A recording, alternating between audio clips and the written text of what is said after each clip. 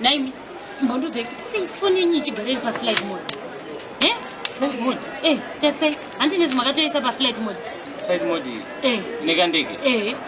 Iyo handitogara kudhuze nekuairport. Saka kugara kudhuze nekuairport ndo zvinoita kuti iite ndege ka. Zoti kupfuura unongochita ndege foni inovhenda paflight mode. Saka inovha yatochinja yabvenda paflight mode. Ndo zvinoendesa foni paflight mode. Ukanzwa sound yendege yachiti mafoni mazhinji iyi original kai Samsung. Saka inobva yatongoenda paflight mode. Ko iya isi silent iri. Silent ke iri pa silent ka foni. Kana silent haisi pa silent foni. Mune masongo a silent killer kawanda ndofunga uringoona pakanzi silent apa. Silent killer masongo a silent killer uringoona.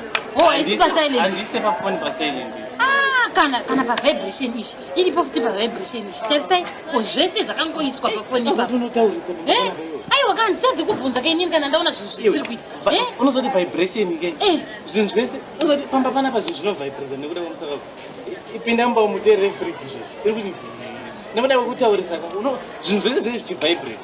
Batidza kana furniture iyo inenge ichivibrate unotaurisa unovibrate. Saka ndichakwanisa kubvunza chande ndaona pamufoni. Unobvunza but bvunziro wacho wakanyanya. Saka kuti kutaura kwangu kwakubvunzira vibration pa vibrate. Iyo ndo rinovibrate kana izvo ndiri kutovibrate so uchitotaura. Nekutaura kwandaiteko ndatotadza kubvunza. Kana vana izvo zvimumba vanenge vachibva zvese zvinongovibrate. Chikuimimba bemi. Saka mudi kubvunzwa. Foni yadzima, foni inodzima foni kana kupopotedzana kwati kuita tarisa kuti ichine moto. Unodzimisa futi foni izvo. Saka kana yani bhatiri lazvikira kuti kutaura kwatete. Unotaurisa pamba usanyanya zvino affecta mafoni ma original mafoni. Kana muda kungotiza